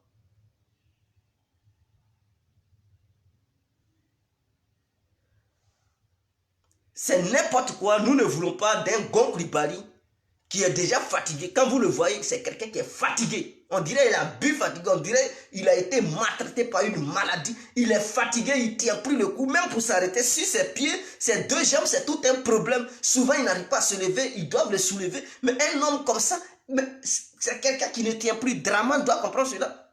Un Ahmed Bakayoko est 1000 fois mieux. Il est aimé partout. Que ce soit la diaspora ivoirienne, aime Ahmed Bakayoko. Et d'abord, dans toutes les chansons, le nom d'Ahmed Bakayoko est cité. C'est déjà une campagne envers lui, envers sa personne. Tout le monde cherche qui est ce Ahmed Bakayoko. Partout, les gens cherchent, oh papa Ahmed Bakayoko. Les Fally Ipupa, que ce soit les Roga, que ce soit Mopao, que ce soit Debordo, Arafat Digue, les autres. En tout cas, Ahmed Bakayoko, il est cité. Et c'est une campagne pour lui. Est-ce que vous comprenez? Les gens, ils font la propagande déjà d'Ahmed Bakayoko depuis des années. Donc, ça fait que ce monsieur est connu. Des gens s'en vont chercher. Mais qui est ce Ahmed Bakayoko? Pourquoi son nom est chanté? Qu'est-ce qu'il ressemble? Il est qui au juste? On dit non, c'est le ministre de la Défense. Ah, Ahmed Bakayoko. Papa na Bakayoko. Les Fally Ipupa. Donc, quand c'est comme ça, il est déjà connu partout. Que ce soit un Ivoirien qui soit à la diaspora, il connaît déjà ce Bakayoko-là. Il connaît déjà. Donc, et puis quand Arafat est mort, Ahmed Bakayoko, de la manière il a célébré, tout le monde l'a vu. Les gens ont été épatés par son geste.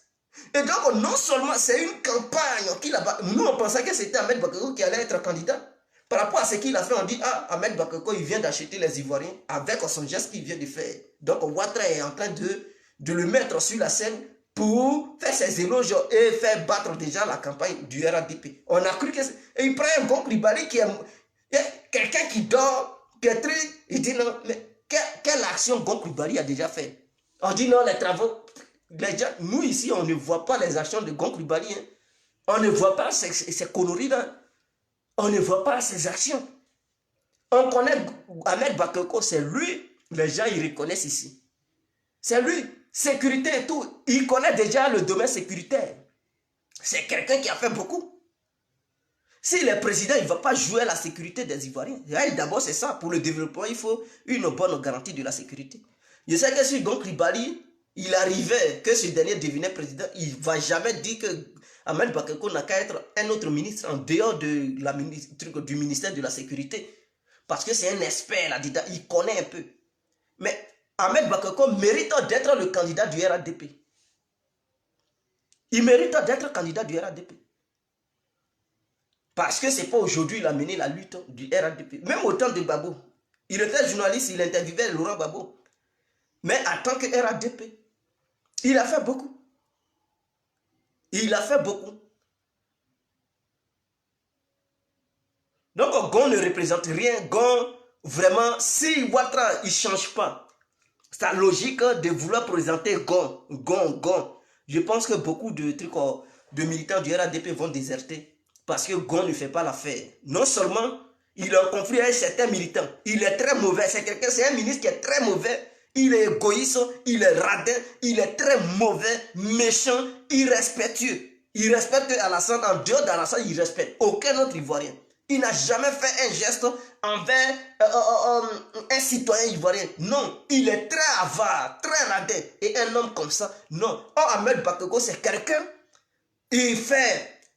même si je ne suis pas RADP, mais vous me connaissez, je dis quand il y a la vérité, je dénonce quand il faut dénoncer. Ahmed Bakayoko, c'est quelqu'un, il est proche du peuple en fait. Est-ce que vous comprenez? Il est proche du peuple. Avec tout ce il est dur souvent dans la sécurité, je comprends. Mais en même temps, il est proche du peuple. Il est auprès du peuple. C'est ça, on dit quelqu'un. Et quand c'est comme ça, les gens ont un amour pour toi. Quand c'est comme ça, les gens ont un amour. Il est dur dans le domaine sécuritaire pour garantir la sécurité de tous les Ivoiriens, je comprends.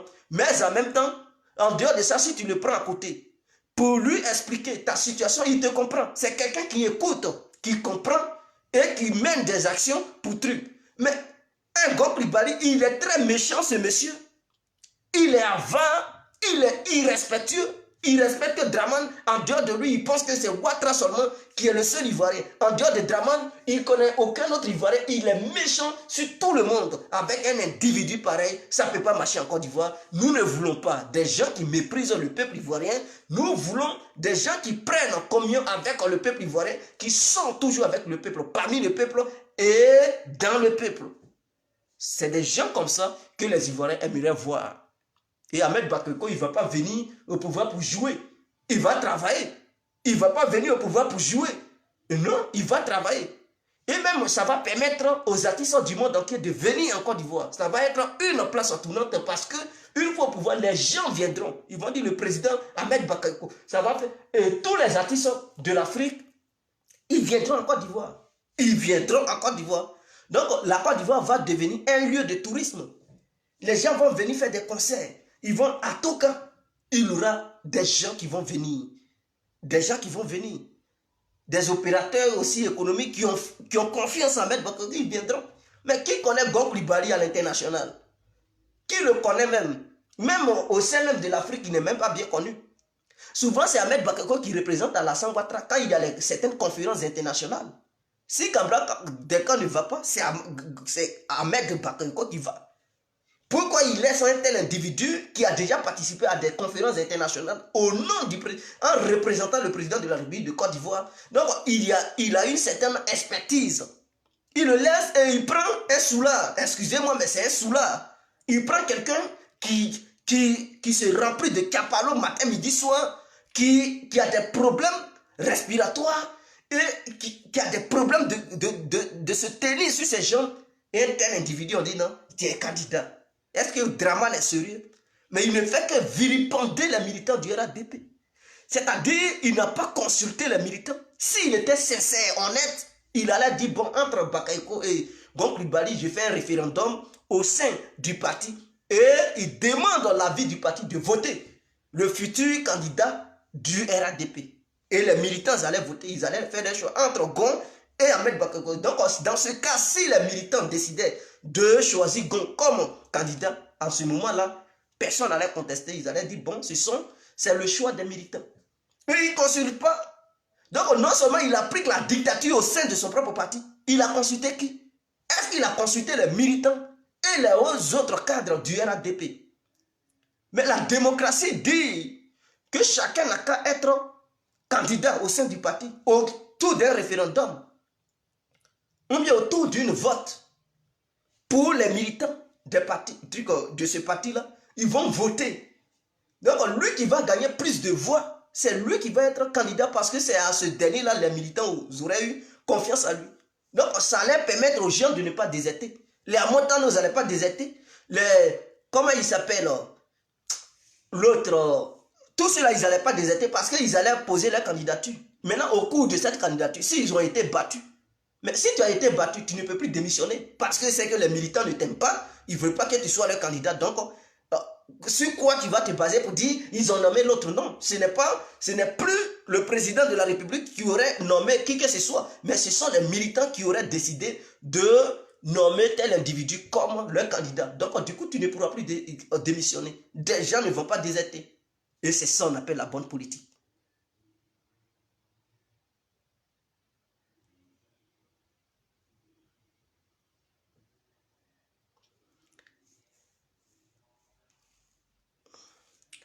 Mais je comprends, il y a des gens qui ne cautionnent pas ce que je dis parce qu'ils sont pro-gon, mais c'est la logique. Vous-même, vous savez que votre gon, il ne fait pas le poids. Pourvu qu'il sorte de cette maladie coronavirus. C'est aussi ça le problème. Mais je veux sa guérison le plus tôt possible. Mais en même temps, je tiens à dire aux militants du RADP que Gon Coulibaly ne fait pas l'affaire. Il est trop mou. S'il représente la Côte d'Ivoire deviendra la risée de tout le monde. Parce qu'il ne fait pas le poids. Je me demande s'il peut tenir. Ce monsieur, il est tout le temps malade. Il ne se porte pas bien. Vous regardez ses joues. Ça ne tient pas. Tellement il a bu. Il se saoule à longueur de journée. Et on ne veut pas des soulards au sommet de notre État. Il faudrait qu'on dise les choses telles qu'elles sont. Qui veut un soulard comme président en Côte d'Ivoire? Qui parmi vous, c'est Aram? N'est-ce pas un musulman? On dit boire n'est pas bon. Mais vous voyez votre client, il s'allume matin, midi, soir. Et c'est lui, vous, Gon Coulibaly, c'est n'importe quoi.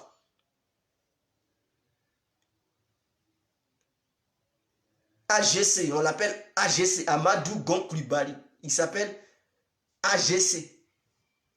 Un homme comme ça qui se saoule à longueur de journée, vous le supportez. Ce n'est plus haram, l'alcool. Quand il s'agit d'un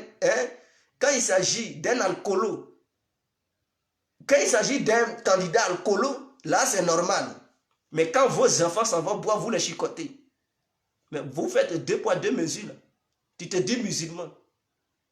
Tu es à fond au sein de l'islam. Tu ne veux pas que ta fille épouse quelqu'un qui n'est pas musulman. Tu l'appelles, quelqu'un qui n'est pas musulman, tu l'appelles comment là? Vous avez un nom bizarre là. C'est un truc, kafri. Faut pas l'épouser. Mais toi-même, tu suis un kafri. Et c'est à cause du kafri qui est déterminé. Mais quelqu'un qui boit, qui ne respecte pas l'islam, c'est un kafri. Parce qu'il ne suit plus ton Dieu là. Il fait semblant, donc c'est un semblant priant. Il prie, mais il ne suit pas ce que ton Dieu dit. Donc il devient kafri. Et à cause d'un kafri qui est déterminé. Mais toi, tu es malhonnête. Tu es un vrai malhonnête. Donc voilà, ça c'est ça, l'un des problèmes des gens qui suivent Gon Coulibaly. Parce que je tiens à vous dire qu'il boit. Donc il n'est pas différent de quelqu'un qui n'est pas musulman qui boit. C'est la même chose. Puisque vous, musulmans, vous dites vous ne buvez pas, vous ne mangez pas ce qui n'est pas halal, c'est-à-dire ce qui n'ont pas égorgé. Donc quiconque mange ce qui n'est pas halal, quiconque mange du porc, quiconque boit et tout, il n'est pas sur le chemin d'Allah. Mais votre Gon Coulibaly, c'est quelqu'un qui se tape avec de vrais trucs, de vraies bières. Il se tape avec de la boisson forte, comme de la liqueur, le vin. Il connaît tous les noms des vins du monde. Il se tape. Capalo même, on n'en parle pas. Et un tel individu, non, c'est lui qui est notre leader. Mais c'est que tu as mis un kafri, un démon comme ton leader. Et que dis-tu? Devant ton Dieu, tu vas dire quoi? Tu veux que ton leader soit quelqu'un qui ne suit pas Allah, qui est un démon, qui va contre les règles de l'islam. Pendant ce temps, il te fait croire qu'il est l'islam. Donc, c'est un démon. C'est le démon qui trompe. Le démon est très rusé, qui fait croire qu'il adore Dieu. En réalité, il n'adore pas Dieu. Il vous trompe. Donc, il vous trompe avec son boubou qu'il porte matin, midi, soir. Ce n'est pas parce qu'il est dans boubou, il a porté Seridaka, qu'il est musulman. Mais non, c'est quelqu'un qui est dans boubou, il porte Seridaka, il s'en va prier matin, midi, soir, mais il boit. Il boit, il a 2 femmes. Et il fait n'importe quoi. Il n'a pas donné cola pour les 2 femmes. Hein? Il enfreint les règles de l'islam. Oh, l'islam dit, avant de prendre, il faut donner cola et tout. Mais vous exigez cola. Est-ce qu'il a donné cola pour les 2 femmes? Il ne l'a pas fait. Il a une et puis il tape à côté comme maîtresse. Il n'a même pas encore fait la cérémonie et puis il couche déjà. C'est haram. Parce que chez vous, quand quelqu'un couche avec votre fille sans donner, il vous dit haram. Et elle doit être vierge. Et tant. Mais est-ce que Gon Coulibaly, la femme qu'il allait chercher ailleurs, où il n'a pas encore, elle est vierge, elle n'est pas vierge. Donc non seulement il est contre les règles de l'islam, C'est un buveur, un alcoolo. Et donc, et vous le suivez. Et ce Draman vous l'impose sans lui dire que mais Draman n'est pas Dieu. Votre est un humain. À vous de lui dire, président, nous te supportons, mais l'individu que tu as choisi là, on n'est pas d'accord. Change d'individu, sinon nous risquons de déserter au sein du RADP. Et quand c'est clair comme ça, il sera obligé, même si ses oreilles sont bouchées, il sera obligé de les nettoyer et changer de pion. Ou bien au sein du RADP, il n'y a pas quelqu'un capable de remplacer Alassane. C'est votre Gon Coulibaly, un buveur. On ne veut pas, en tout cas, que quelqu'un humilie la Côte d'Ivoire. À moins que lui-même, à moins que vous voulez l'échec lors des élections, c'est clair. Parce que si c'est un tel individu, vous allez perdre. Gon Coulibaly ne gagnera pas l'élection en Côte d'Ivoire. Si c'est lui, en tout cas, élection là, vous n'allez pas gagner ça. Il faudrait qu'il le change. Mais si c'est lui, vous n'allez pas gagner l'élection de Côte d'Ivoire. On ne veut pas un Gon Coulibaly au sommet de l'État. On ne veut pas un Coulibaly Gon au sommet de l'État ivoirien.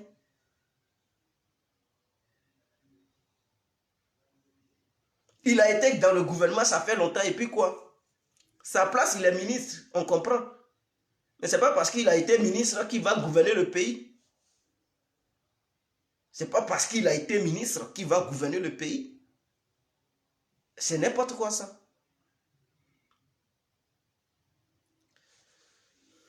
Mais vie privée politique, mais qui n'a pas parlé de vie privée de tout le monde? Quel Ivoirien? Vous avez parlé de vie privée de Triko Ouattara, de Gbagbo, qu'il adore les femmes, Bédié, qu'il était ceci, de Oufoué, qu'il avait des maîtresses. Donc, quand il s'agit de Gon Coulibaly, on ne parle pas de ça, on doit parler de ça. C'est clair. C'est un politicien, c'est un homme public. On doit savoir avec qui il couche, qui il enlève la culotte, qui n'enlève pas la culotte. On doit voir clair dans tout ça. Parce qu'on ne veut pas un président qui va vagabonder, truc partout, qui va faire n'importe quoi, humilier les Ivoiriens. On doit voir clair dans ce qu'il fait. C'est ça, on dit un candidat.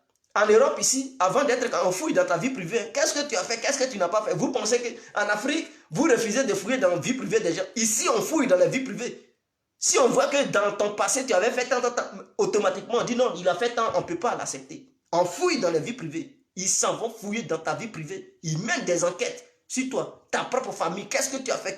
Durant ta vie que tu avais menée avant d'être candidat, ils vont fouiller dans tout pour voir qui tu étais. Ah oui, si tu as été un terroriste, mais ça fait partie de ta vie privée. Si tu avais violé des gens, ça fait partie de ta vie privée. Mais s'ils découvrent que dans ta vie privée, tu étais violé des trucs des jeunes filles, tu étais un pervers, mais automatiquement ils t'écartent. Donc il faut fouiller dans la vie privée des candidats. Mais qui vous a mis ça dans la tête pour dire qu'il ne faut pas toucher sa vie? On doit fouiller dans la vie privée d'un candidat. On ne sait pas si c'est on a affaire à un pervers. Mais qui sait? On doit fouiller dans sa vie privée pour voir s'il ne couche pas les petites filles.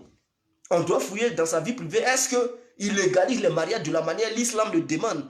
Parce que puisqu'il veut être un exemple de la nation, il veut être le père de la nation, donc lui-même doit être exemplaire. Est-ce qu'il respecte Dieu déjà avant que nous, peuple ivoirien, on puisse le respecter? On doit fouiller dans sa vie privée, voir qu'est-ce que Gon Coulibaly fait, qu'est-ce qu'il ne fait pas. Quelles sont ses compétences? Est-ce que Gon Coulibaly, dans sa vie privée, c'est un buveur? Est-ce que c'est un soulard? On doit chercher. Si on voit que c'est quelqu'un qui se saoule matin, midi, soir, quand on s'en va ramasser dans des maquis, les boîtes ou bien chez lui, on ne peut pas accepter un tel individu qui se saoule la gueule. Mais on doit fouiller dans sa vie privée. C'est ça aussi la politique. C'est ce que les Africains, ils refusent de fouiller tout ça. Voilà pourquoi on choisit des corbeaux au sommet de nos différents États. On doit fouiller aussi dans sa vie privée. Si c'est un corrompu, si c'est quelqu'un qui détourne les biens publics, est-ce qu'il a déjà détourné on doit comprendre. Si c'est quelqu'un, en tant que ministre, s'il a déjà pillé des milliards, on ne peut pas accepter qu'il soit président. Sinon, ça sera la catastrophe. On doit fouiller dans sa vie privée. Ici en Europe, ils font ça, en Amérique, ils font ça. Pourquoi en Afrique, on ne veut pas? Un homme politique, il est comme un dieu. Tu veux, il ne faut pas faire ça. Les gens commencent à te menacer. Et on choisit des corbeaux, des sous-préfets en Afrique, des marionnettes, parce qu'on ne prend pas le temps de fouiller dans leur vie privée pour savoir à qui on a affaire. Et on met n'importe qui parce qu'il nous fascine. Ici, ce n'est pas comme ça. On ne met pas n'importe qui parce que tu es amoureux de lui. Tu dois voir qui il est avant de le prendre. Est-ce que vous comprenez? Donc, je pense que j'en ai fini. Comme j'avais mis Soro, on va terminer sur On va terminer sur le nerf de fer que c'est du coup. Écoutez, sur le titre de ma vidéo, j'ai mis Soro, arrête de vendre des illusions à tes militants. Ça ne sera pas la peine de leur vendre des illusions. Soro Guillaume lui-même en âme et en conscience, il le sait. Et ses militants le savent, mais ils refusent de le savoir.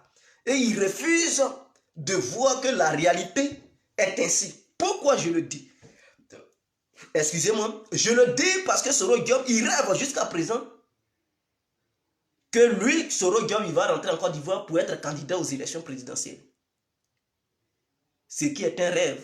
Mais comme le rêve est permis, mais Soro Guillaume, ce qui est grave et dangereux, c'est que ses rêves, il fait vendre ça à ses militants comme la réalité. Voilà, c'est ce que je dénonce. Je dis Soro Guillaume, il ne faut pas prendre tes rêves comme de la réalité.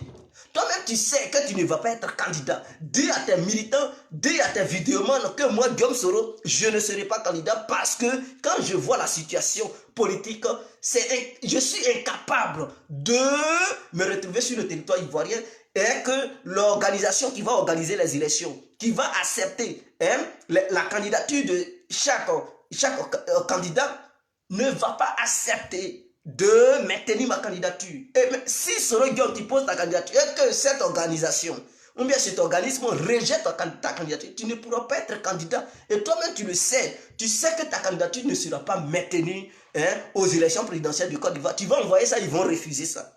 Pourquoi, à quoi bon de persister et insister?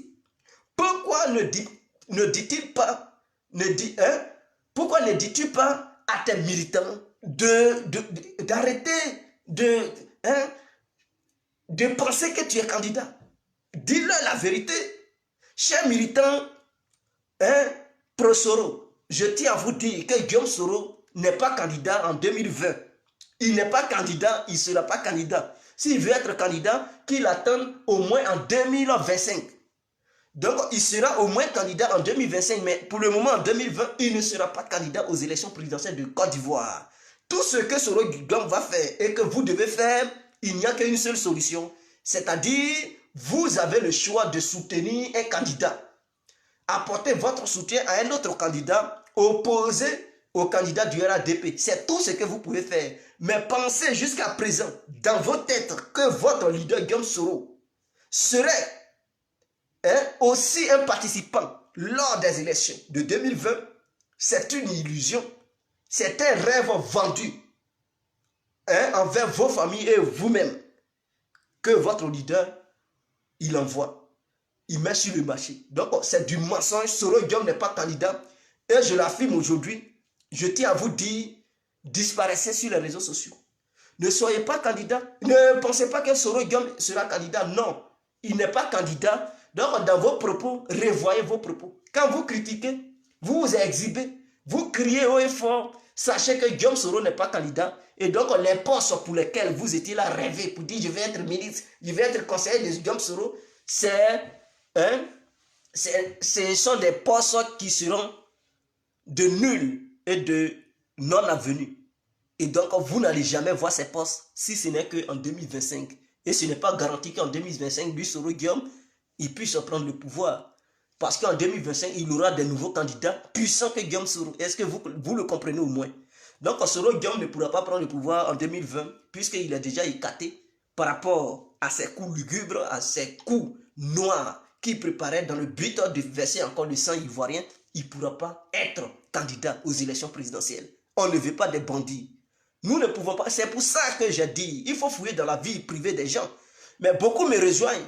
Si la vie privée de Soro Guillaume n'avait pas été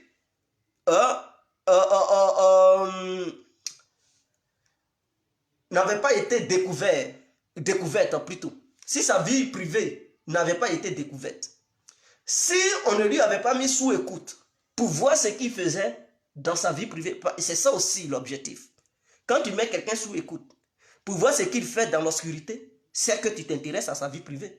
Vous voyez quelqu'un qui cause au téléphone et puis il parle de ces trucs, tu le mets sur écoute, tu vas tout écouter, tout ce qui se dit. Que ce soit sa femme, ses collègues, tu vas tout écouter. Donc on s'intéresse à la vie privée des gens. Donc s'il est sous écoute, et que tout ce qu'il dit, tu as écho de ça, tu sais où il va, quel truc il trace, tu sais là où il va être, quel coup il prépare, tu t'intéresses à sa vie privée. Mais c'est grâce à cela que les Ivoiriens et le monde entier a su que Soro Guillaume préparait un coup d'État. Et grâce à ces échos que les gens ont obtenus, Soro Guillaume a été écarté de la piste électorale ivoirienne. Est-ce que vous comprenez? Donc, du coup, s'intéresser à la vie privée d'un individu, surtout à un politicien, c'est très important. Ça peut nous permettre de savoir si on a affaire à un bandit, hein, à un pervers, à un voleur, à un buveur, à un soulard, ou bien à un violeur. Est-ce que vous comprenez? Donc, avec tout ça, on peut savoir à qui on a affaire avant d'accepter la candidature de ce dernier. Mais puisque Soro Guillaume, il y a eu une enquête minutieuse qui a été menée avec des écoutes téléphoniques, tous ces coups lugubres ont été dévoilés au grand jour, en commençant par les coups du Burkina et celui de la Côte d'Ivoire, ont été mis au grand jour en exposant ces faits aux Ivoiriens et à l'humanité tout entière. Les gens ont pris écho de ça. Et donc, nous constatons que Soro Guillaume n'est pas un candidat fiable. Soro Guillaume est un danger pour les Ivoiriens et pour les Ivoiriennes. Alors, pour éviter qu'un danger devienne président de la République de Côte d'Ivoire, il faudrait que le danger soit neutralisé et écarté le plus tôt possible. Alors, le gouvernement ivoirien qui est chargé de défendre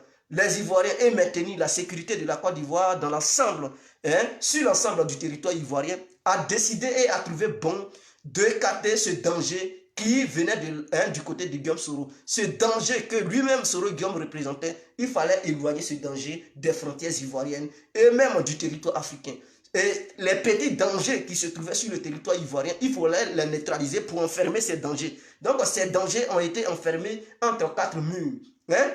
Entre quatre murs, donc au sein de la société ivoirienne. Et le gros danger qui était, lui, Soro Guillaume, a été écarté, même éloigné des frontières africaines qui se trouvent sur le territoire européen. Alors, nous ne pouvons pas encore accepter la candidature d'un danger potentiel de la Côte d'Ivoire. Soro Guillaume est une bombe nucléaire qui peut faire exploser la Côte d'Ivoire. Alors, il faut placer des antimissiles pour neutraliser la bombe à distance, à des distances kilométriques. Donc, voilà pourquoi les missiles antinucléaires ont été placés en Côte d'Ivoire. Donc, lui-même, le sachant, il peut pas encore, il peut plus, la bombe ne peut plus venir parce que dans tous les cas, elle sera neutralisée à des distances pas possibles, à des milliers de kilomètres. Donc, il n'a qu'à rester en France et de dire la vérité à ses militants. C'est ce que moi j'attends. J'attends un communiqué venant de la part de Soro Guillaume où il va annoncer ouvertement à ses militants et aux Ivoiriens. Il ne faut pas, il va vendre des illusions aux gens. Il est là menti aux Européens pour dire je suis candidat, j'irai en Côte d'Ivoire. Et lui-même, il sait qu'il y en a mais en concert, il n'ira pas en Côte d'Ivoire. Ce n'est pas la peine de crier. Et les gens qui font des vidéos, pour lui, ils sont convaincus que leur champion va aller en Côte d'Ivoire. Chers frères, chers amis, je tiens à vous dire que votre champion n'ira pas en Côte d'Ivoire. C'est tellement clair que ça. Votre champion n'ira pas en Côte d'Ivoire aujourd'hui et demain. Peut-être il mettra ses pieds en Côte d'Ivoire dans les années 2023, 24, 25, quand il aura fini de demander pardon, quand il va finir de s'excuser. Il va mener la diplomatie pour essayer de se faire pardonner et pour que le gouvernement ivoirien lève ce mandat d'arrêt qui a été lancé contre sa personne. Quand il va changer intérieurement et extérieurement, en ce moment-là, les Ivoiriens auront confiance en lui et diront, Soro Guillaume, tu peux maintenant venir, ta bombe a été désarmée et donc on vient maintenant cohabiter avec le peuple ivoirien. Mais tant que cette bombe contiendra des électrons dans le but de faire exploser la Côte d'Ivoire, Guillaume Soro ne mettra pas ses pieds sur le territoire ivoirien et que ses militants et ses militantes doivent le savoir. Ainsi que les vidéomans pour Guillaume Soro, vous devez comprendre que votre champion n'est pas candidat. Il aura assez de candidats ou bien chercher un autre qui sera candidat à la place de Guillaume Soro. Mais en tout cas, Guillaume Soro, il ne sera pas candidat. Et donc, mettez ça dans vos têtes. Tout ce que vous devez faire, chercher une autre solution. La dernière solution, c'est de soutenir un autre candidat. Un autre candidat. Soit qui vient de vos différents mouvements politiques que vous avez créés, parce que je n'appelle pas ça pour parti politique. Ce sont des petits mouvements politiques pour embêter le peuple ivoirien. Voilà. Ou soit, vous choisissez le candidat du PDCI, puisque c'est le deal que Soro Guillaume avait conclu avec Ouzoueba Quand je dis Mzoueba, entre parenthèses, Henri Kouna Bédié, son excellence, donc c'est ce qu'ils avaient conclu. Donc, soit vous apportez le soutien au candidat du PDCI, ou soit le soutien au candidat du FPI, ou soit vous choisissez un autre candidat, mais en dehors de Guillaume Soro. Or, ce n'est pas votre choix. Ce qui veut dire que le mouvement ou bien les mouvements de Guillaume Soro n'auront pas de candidat aux élections présidentielles de 2020. Si ce, on se laisse. C'était l'incontournable bien compris. Vive la Côte d'Ivoire, vive les Ivoiriens et vive la sécurité ivoirienne. Ciao. C'était moi.